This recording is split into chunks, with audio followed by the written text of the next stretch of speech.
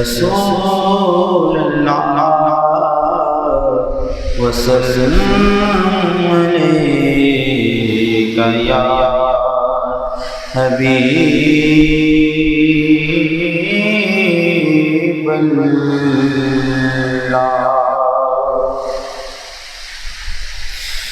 لب پر نعت پاک کلمات، قلبی تار آتی ہے۔ لب پر نعت پاک کلمات، قلبی تار آتی ہے۔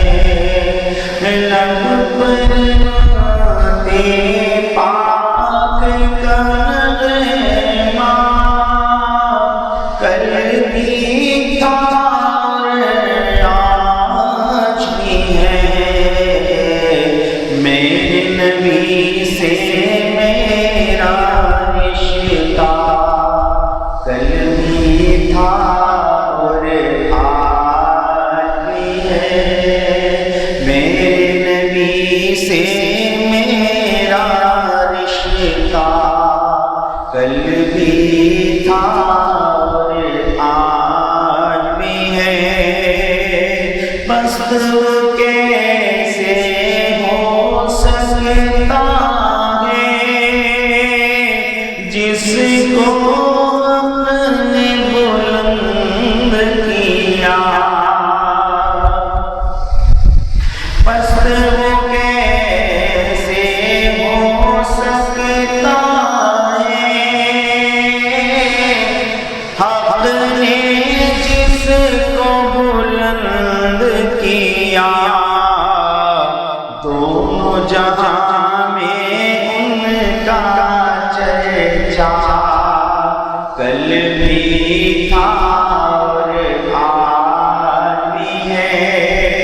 دونوں جہاں میں ان کا چرچا قلبی تھا اور آج بھی ہے۔ اور کسی جانب کیوں جائیں اور کسی کو کیوں دیکھیں، اپنا سب کچھ گنبد خضرا قلبی تھا اور آج بھی ہے۔ اپنا سب کچھ گنبد خضرا قلبی تھا اور آج بھی ہے۔ فکر نہیں ہے ہم کو کچھ بھی، دل کی دھوپ کڑی تو کیا۔ فکر نہیں ہے ہم کو کچھ بھی، دکھ کی دھوپ کڑی تو کیا۔ ہم پر ان کے فضل کا سایہ، ہم پر ان کے فضل کا سایہ قلبی تھا اور آج بھی ہے۔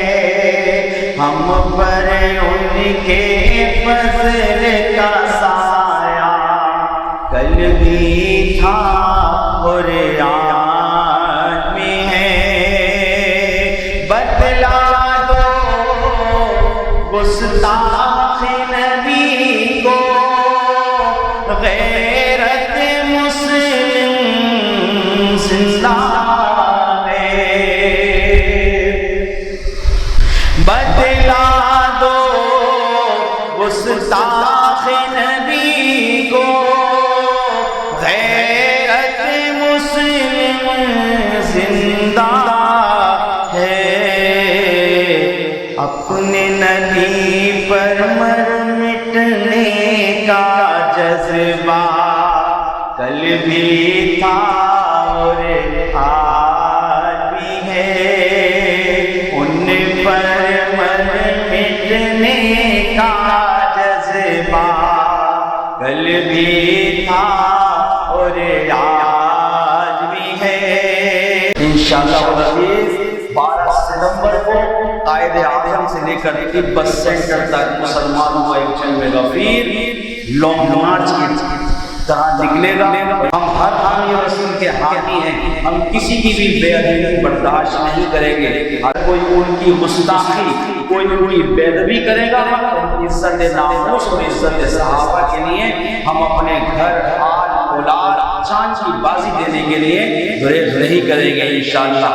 بدلا دو گستاخ نبی کو، غیرت مسلم زندہ ہے، ان پر مٹنے کا جذبہ کل بھی تھا اور آج بھی ہے۔ سب ہو آئے ان کے در پر، جا نہ سکا تو ایک سبھی، سب ہو آئے ان کے در پر، جا نہ سکا تو ایک سبھی، یہ کہ ایک تصویر تمنا کل بھی تھا اور آج بھی ہے۔ اہل سنت کا بیڑا پار اصحاب حضور، اہل سنت کا بیڑا پار اصحاب حضور، نجم ہے اور نام ہے اطرت رسول اللہ کی۔ نام سے استقبال کیجیے عالم اسلام کے ممتاز و محترم عالم دین حضرت علامہ مولانا مفتی محمد عمیر جاوید قادری صاحب کا نعرہ تکبیر، نعرہ تکبیر، نعرہ رسالت، نعرہ رسالت، نعرہ حیدری، نعرہ غوثیہ، علماء اہل سنت۔ اعوذ باللہ من الشیطان الرجیم، بسم اللہ الرحمن الرحیم، سبحانک لا علم لنا الا ما علمتنا انک انت العلیم الحکیم۔ الحمد للہ نحمده ونستعینه ونستغفره ونؤمن به ونتوکل علیہ۔ قال اللہ تبارک وتعالی فی القرآن العظیم وفرقان المجید، والسابقون الأولون من المهاجرين والأنصار والذين اتبعوهم بإحسان رضي الله عنهم ورضوا عنه وأعد لهم جنات تجري تحتها الأنهار خالدين فيها أبدا ذلك الفوز العظيم۔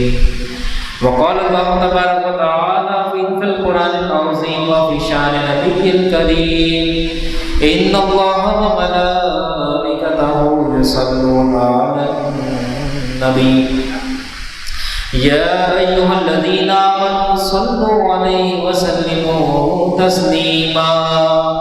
اللهم صل على سيدنا ونبينا وشفيعنا وكريمنا وحبيبنا ومحبوبنا وعزيزنا وسندنا ومولانا محمد معدن الجود والكرم وآله وبارك وسلم صلاة وسلاما عليك يا سيدي یا رسول اللہ صلی اللہ علیہ وسلم۔ انتہائی معزز مکرم دوستوں، بزرگوں، عزیزوں، الحمدللہ سورہ توبہ آیت نمبر 100 آپ کے سامنے میں نے تلاوت کی۔ ابھی میں نے سنا کہ انور بھائی اعلیٰ حضرت فاضل بریلوی رحمۃ اللہ علیہ کا شعر پڑھ رہے تھے، نجم ہے اور ناؤ ہے اطرت رسول اللہ کی۔ تو آپ کو پتہ ہے نجم اور ناؤ سے کیا مراد ہے؟ نجم سے مراد صحابہ کرام ہے، کیونکہ نجم کہتے ہیں ستارے کو۔ کسے کہتے ہیں؟ ستارے کو۔ اور ستارہ جو ہوتا ہے وہ انسان کو کیا دکھاتا ہے؟ راہ دکھاتا ہے۔ اور جس راہ پر ہم چلتے ہیں، راہ پر چلنے کے بعد ہم کہاں تک پہنچ جاتے ہیں؟ منزل تک۔ تو پتہ لگا کہ ستاروں سے منزل کا تعین ہوتا ہے، اور منزل انسان کا اصل مقصد ہے۔ تو ہماری منزل ہے اللہ کی ذات، ہماری منزل ہے جنت، ہماری منزل ہے رضا الہی۔ تو رضا الہی کے لیے اللہ رب العزت نے جو تعین فرمایا وہ حضور علیہ السلام کے چمکتے ہوئے ستاروں کا فرمایا، جن کو ہم صحابہ کہتے ہیں۔ تو نجم ہے اور ناؤ ہے اطرت رسول اللہ کی۔ ناؤ سے مراد کیا ہے؟ ناؤ سے مراد کشتی ہے۔ تو حضور علیہ السلام نے فرمایا کہ میرے اہل بیت کی مثال سفینہ نوح کی طرح ہے، نوح علیہ السلام کی کشتی کی طرح ہے۔ تو کشتی بھی منزل تک پہنچاتی ہے، انسان کو ڈوبنے سے بچاتی ہے، اور ستارے بھی منزل کی طرف راہ کی نشاندہی کرتے ہیں۔ تو پتہ لگا ہمارا اہل سنت کا مسلک بڑا معتدل ہے، اور ہمارا ہی عقیدہ اور نظریہ ہے کہ اگر منزل تک پہنچنا ہے تو دونوں ریسورسز اپنا لو، اہل بیت کا بھی ہاتھ تھام لو اور صحابہ کرام کا بھی ہاتھ تھام لو۔ تو دوستو، نہ تو ہم اہل بیت رسول کی توہین کرتے ہیں، نہ برداشت کر سکتے ہیں، صاف سی بات ہے، اور نہ ہی ہم صحابہ کرام کی توہین کر سکتے ہیں، نہ برداشت کر سکتے ہیں۔ آپ کو معلوم ہے، آپ جانتے ہیں، تقریباً 3.5 سال ہو گئے یہاں پہ درس قرآن دے رہا ہوں، فرقہ واریت پہ آج تک کوئی بات نہیں کی، لیکن جب صحابہ کرام کی ناموس پر بات آئے گی، اور اگر کسی کو ان کے مرکز میں بیٹھ کر صحابہ کرام کی تکفیر تک کرنے کا موقع دیا جاتا ہے، تو ہمیں بھی حق حاصل ہے کہ ہم دفاع صحابہ پر بیٹھ کر اپنے ممبر و محراب میں بات کریں۔ تو میں نے جو اتفاق سے یہ اللہ کا کرنا ہے، اتفاق سے جو آج آیت مبارکہ میں نے آپ کے سامنے پڑھی، وہ ہے ہی صحابہ کی فضیلت پر۔ سورہ توبہ کی آیت نمبر 100 شروع ہوئی ہے، اور یہ ہے ہی صحابہ کی فضیلت پر۔ اللہ فرماتا ہے وَالسَّابِقُونَ الْأَوَّلُونَ مِنَ الْمُهَاجِرِينَ وَالْأَنصَارِ۔ سابق پہل کرنے والے کو بولتا ہے، تو اللہ فرماتا ہے سابقین اور اولین، یعنی پہلوں میں پہل کرنے والے۔ وَالسَّابِقُونَ الْأَوَّلُونَ، پہلوں میں پہل کرنے والے کون لوگ؟ اب ہم نے بتایا کہ صحابہ 2 طرح کے، ایک ہے مہاجرین۔ اس بات کو ذرا آسان کر کے سمجھا دوں، صحابہ کے 2 طبقات ہیں۔ کتنے طبقات ہیں بھائی؟ میری عادت ہے پوچھتا تھا، تو تھوڑا سا آپ جواب بھی دلچسپی۔ 2 طبقات ہیں صحابہ کے، پہلا ہے مہاجرین اور دوسرے ہیں انصار۔ ماشاءاللہ، بڑی خوشی ہوتی ہے جب آپ لوگوں کی طرف سے جواب آتا ہے۔ تو مہاجرین کسے کہتے ہیں؟ جنہوں نے ہجرت کی، جو ہجرت کر کے مکے سے مدینہ گئے، وہ ہو گئے مہاجرین۔ اب انصار کنہیں کہتے ہیں؟ انصار وہ ہیں جو مہاجرین کے میزبان تھے، جنہوں نے مدینے میں رہ کر سرکار کے ان صحابہ کا استقبال کیا جو مکے سے ہجرت کر کے آ رہے تھے۔ تو 2 طبقات ہو گئے، مہاجرین اور انصار۔ لیکن اللہ نے اس میں بھی تقسیم فرما دی، وَالسَّابِقُونَ الْأَوَّلُونَ، ان میں بھی پہل کرنے والے۔ تو پتہ لگا صحابہ کے اندر فضیلت کے اعتبار سے درجہ ہے۔ وہ صحابہ جو اس وقت ایمان لائے جب چاروں طرف سے دشمنان اسلام تلواریں برہنہ کر کے کھڑے ہوئے تھے، جنہوں نے ظلم اور ستم کے ایک گہری مثالیں قائم کر دی تھی، ایسے دور میں ایمان لانے والے صحابہ کی فضیلت سب سے زیادہ ہے۔ اب آپ کو معلوم ہے کہ ایسے دور میں جب تلخ دور کہلاتا ہے، سب سے پہلے مردوں میں ایمان لانے والے کون تھے؟ حضرت ابو بکر صدیق رضی اللہ تعالیٰ عنہ۔ آپ کی یہی فضیلت کافی ہے کہ مردوں میں سب سے پہلے اگر اسلام قبول کرا ہے تو وہ صدیق اکبر نے کیا ہے۔ اس کے بعد بچوں میں سب سے پہلے ایمان لانے والے کون تھے؟ حضرت علی المرتضیٰ۔ خواتین میں سب سے پہلے ایمان لانے والی حضرت خدیجہ الکبریٰ، اور غلاموں میں سب سے پہلے ایمان لانے والے حضرت زید بن حارثہ شامل تھے۔ تو یہ سب کے سب صحابہ جو ہیں السابقون الاولون ہیں۔ پھر اسلام میں 2 طرح کی بیعت ہوئی، ایک بیعت عقبہ اولیٰ ہے اور دوسری ہے بیعت عقبہ ثانیہ۔ تو بیعت عقبہ اولیٰ یعنی حضور علیہ السلام کی نبوت کا جو 12واں سال تھا، سرکار دو عالم صلی اللہ تعالیٰ علیہ وسلم کے ہاتھ پر 12 صحابہ نے بیعت کی کہ یا رسول اللہ ہم آپ پر ایمان لاتے ہیں اور ہم آپ کا ساتھ دیں گے۔ تو یہ جو 12 صحابہ تھے یہ بیعت عقبہ اولیٰ میں شامل ہوئے۔ اس کے بعد اگلے سال سرکار دو عالم صلی اللہ تعالیٰ علیہ وسلم نے مزید 70 صحابہ سے بیعت لی، یہ ہے بیعت عقبہ ثانیہ۔ تو اس میں جتنے بھی صحابہ کرام شامل ہوئے وہ سب کے سب سابقون الاولون میں ہیں. تو پتہ لگا کہ ایمان میں جنہوں نے پہل کی ان کا درجہ فضیلت سب سے زیادہ ہے.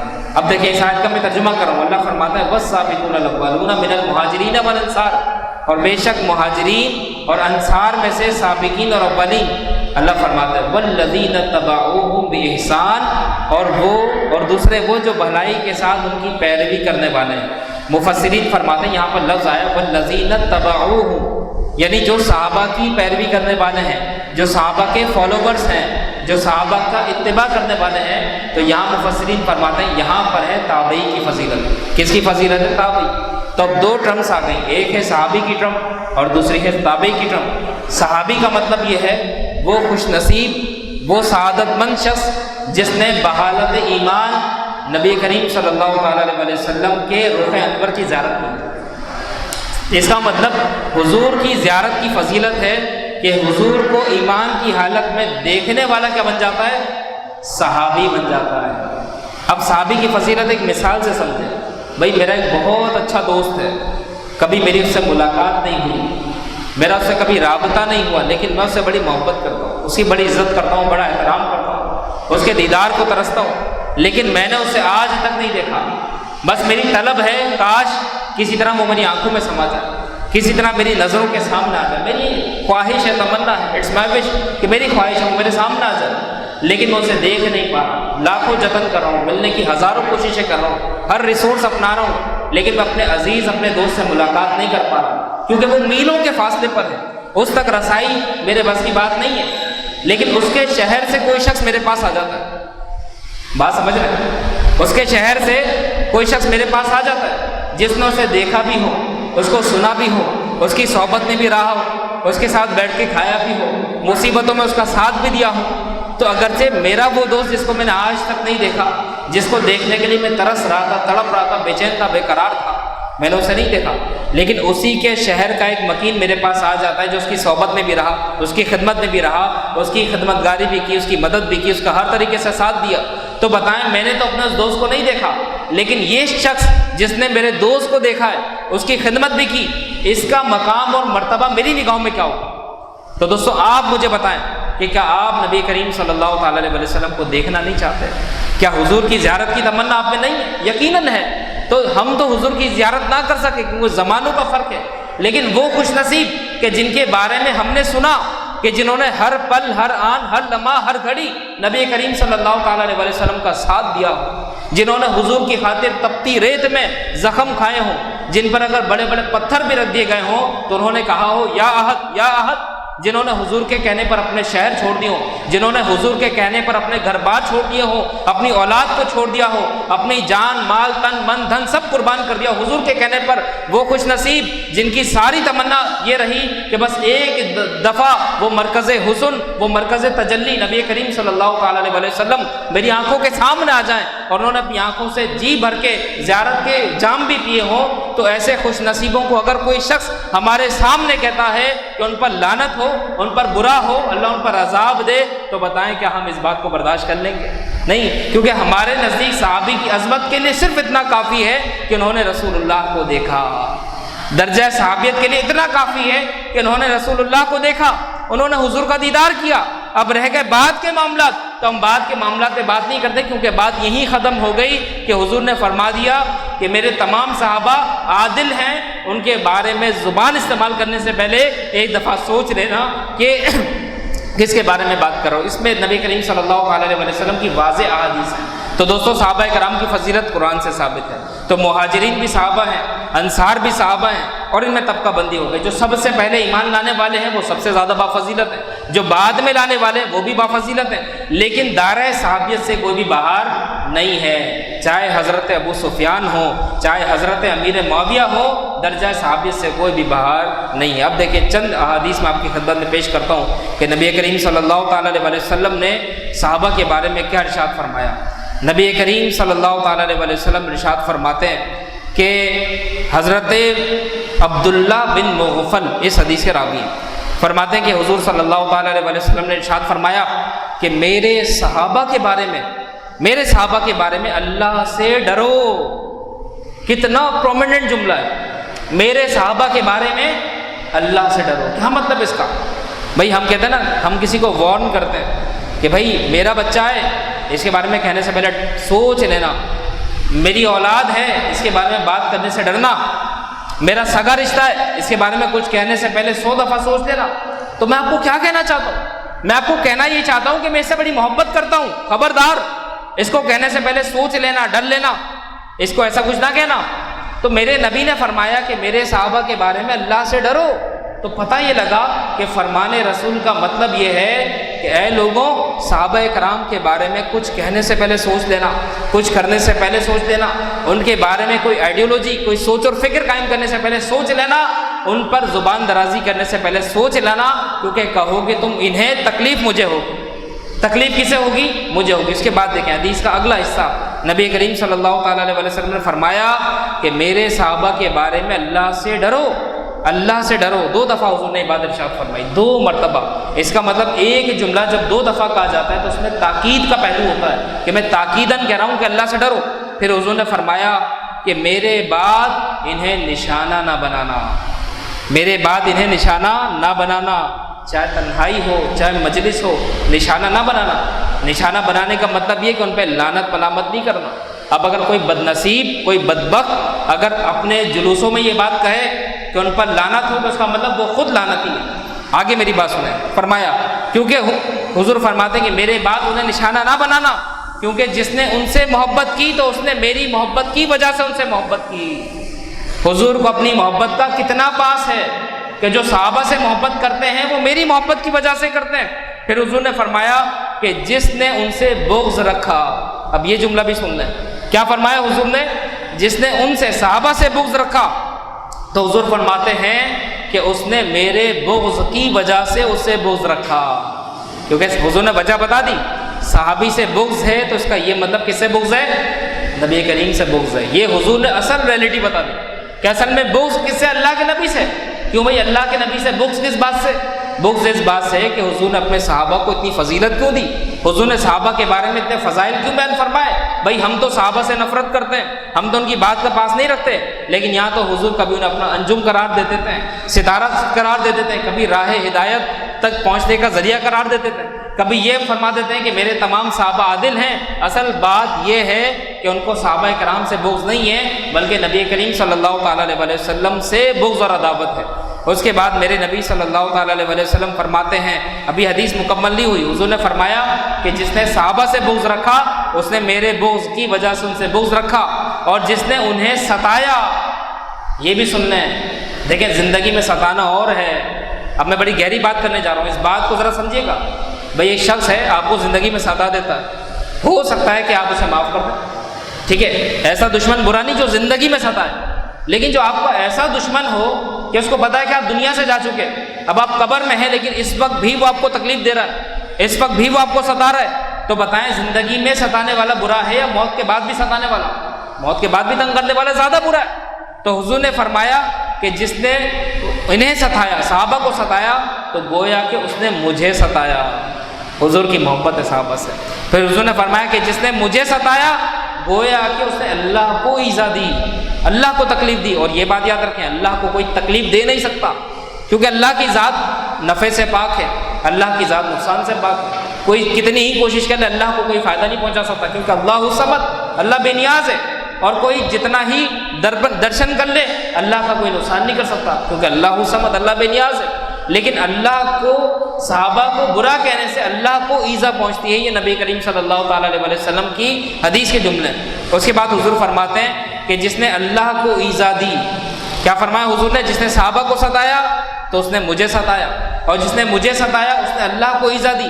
حضور فرماتے ہیں کہ جس نے اللہ کو ایذا دی تو قریب ہے کہ اللہ رب العزت اس کی پکڑ فرما لے، اس کی گرفت فرما لے.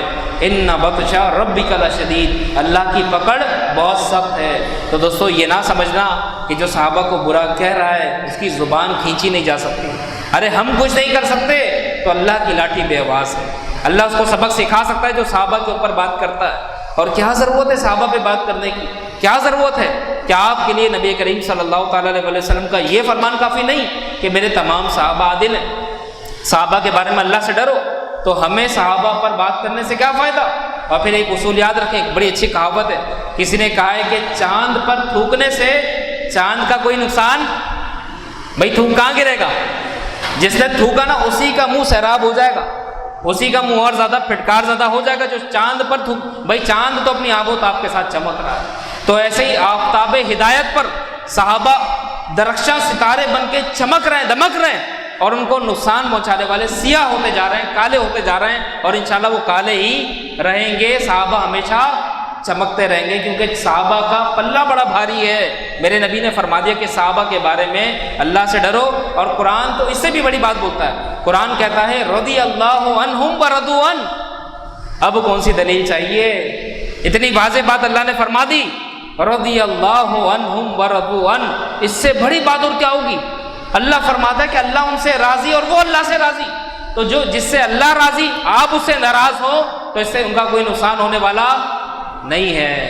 تو دوستو کیا فائدہ؟ آپ دیکھیں اگلی بات دیکھیں، اللہ آپ دیکھیں صحابہ کا نتیجہ کیا ہے، صحابہ کا مقام کیا ہے۔ اللہ فرماتا ہے وَأَعَدَّ لَهُمْ جَنَّاتٍ تَجْرِي تَحْتَهَا الْأَنْهَارُ، اللہ نے ان کے لیے جنتیں رکھی ہیں جس کے نیچے نہریں رواں ہیں، خالدین فیہا ابدا، اس میں ہمیشہ رہیں گے، ذالک الفوز العظیم، اور یہ اللہ کی طرف سے ان کے لیے بڑا مقام اور بڑی کامیابی ہے۔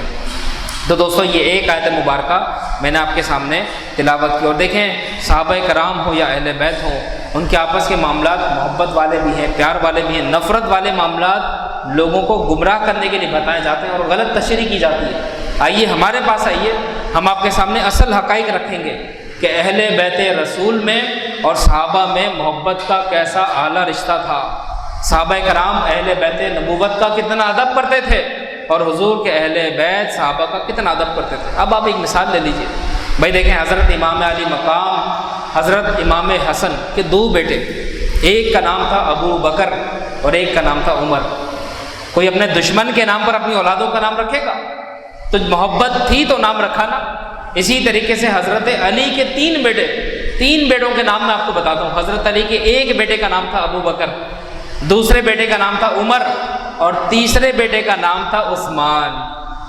تو دوستو حضرت علی نے اپنے بیٹوں کے نام جو ہے وہ خلفائے ثلاثہ کے نام پر رکھے۔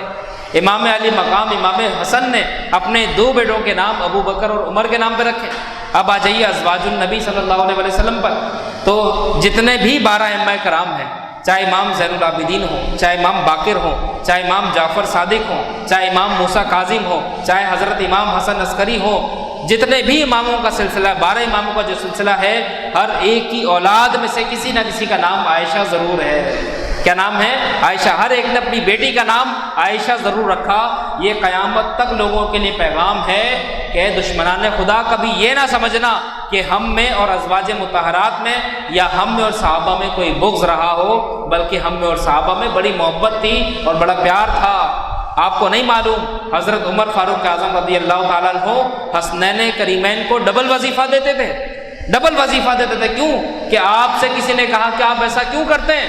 تو حضرت عمر فاروق اعظم نے کہا کہ او سوال کرنے والے، تم یہ کہتے ہو کہ میں حسنین کو ڈبل وظیفہ دیتا ہوں؟ اگر تم ڈبل وظیفہ چاہتے ہو تو ان جیسا مقام اور مرتبہ تو لے کر آؤ۔ تو پتہ لگا حسنین کا مرتبہ عمر فاروق اعظم کی نظروں میں کیا تھا۔ اور پھر اگر امام علی مقام امام حسن اور امام حسین کے دل میں کوئی بات ہوتی تو کیا وہ حضرت عمر فاروق اعظم کا دیا ہوا وظیفہ قبول کرتے؟ ارے اہل بیت نبوت سے زیادہ خوددار کون ہے؟ ان سے زیادہ خودداری رکھنے والا کون ہے؟ اگر ان کو معلوم ہوتا کہ انہوں نے ہمارے والد کے ساتھ زیادتی کی ہے یا ہماری والدہ محترمہ کے ساتھ زیادتی کی ہے تو کیا وہ عمر فاروق اعظم کا دیا ہوا وظیفہ قبول کر لیتے؟ کبھی نہیں کرتے، کیونکہ حسنین سے زیادہ کوئی خوددار نہیں ہے۔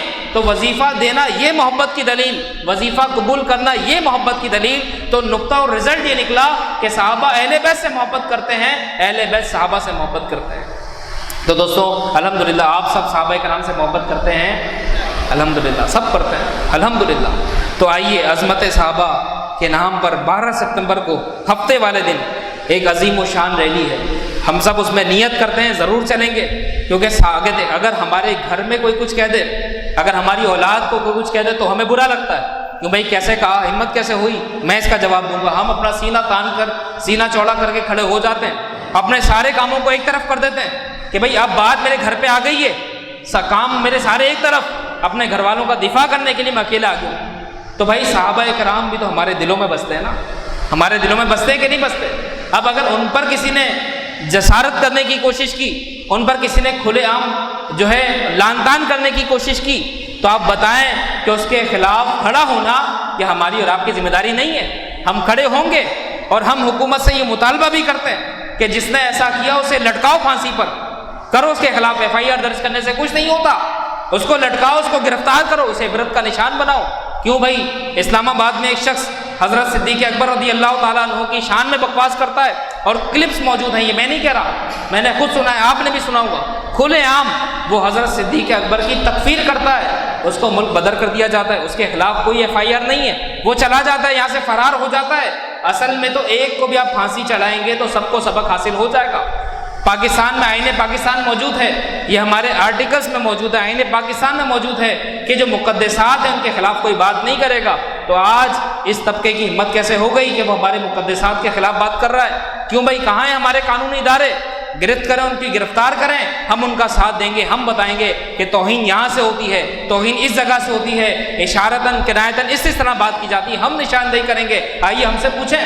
لیکن صحابہ کرام پر کوئی بات آئے گی تو خدا کی قسم ہم برداشت نہیں کریں گے، اور اس کے لیے بڑی سے بڑی قربانی دینی ہو تو سب سے پہلے ہم آگے بڑھیں گے، ہم قربانی دیں گے۔ تو آپ لوگوں نے لازمی اس میں نیت کرتے ہیں، لازمی جانا مفتی اعظم پاکستان اور الحمدللہ تمام اکابرین اہل سنت، تمام ائمہ اہل سنت سب کے سب اس وقت ایک فورم پر جمع ہیں، یہ ہے اتحاد اہل سنت، سب جمع ہے، اور سب کے سب انشاءاللہ مل کر دفاع صحابہ پر ہم انشاءاللہ شرکت کریں گے، اور دنیا کو پیغام دیں گے کہ پاکستان میں اب بھی اسلام باقی ہے، اب بھی ہمارے دل میں ناموس رسالت اور ناموس صحابہ کا پاس موجود ہے، کوئی کچھ کہہ نہیں سکتا۔ تو بس یہ ایک آیت میں نے آپ کے سامنے تلاوت کی ہے، اللہ سے دعا کریں کہ اللہ تعالیٰ ہمیں صحابہ کرام کی برکات عطا فرمائے۔ وآخر دعوانا ان الحمدللہ رب العالمین۔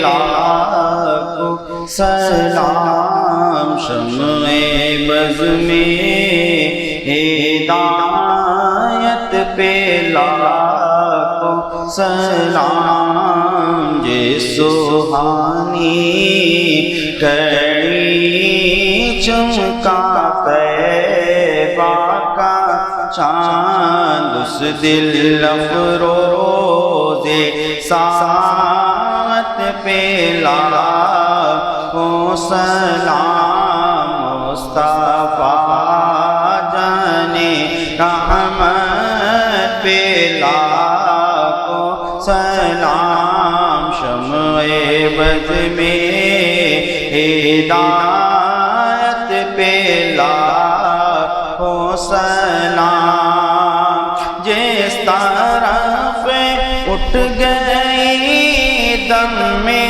دم آ گیا، جس طرف اٹھ گئی دم میں دم آ گیا، اس نگاہ عنایت پہ لاکھوں سلام، مصطفیٰ جانے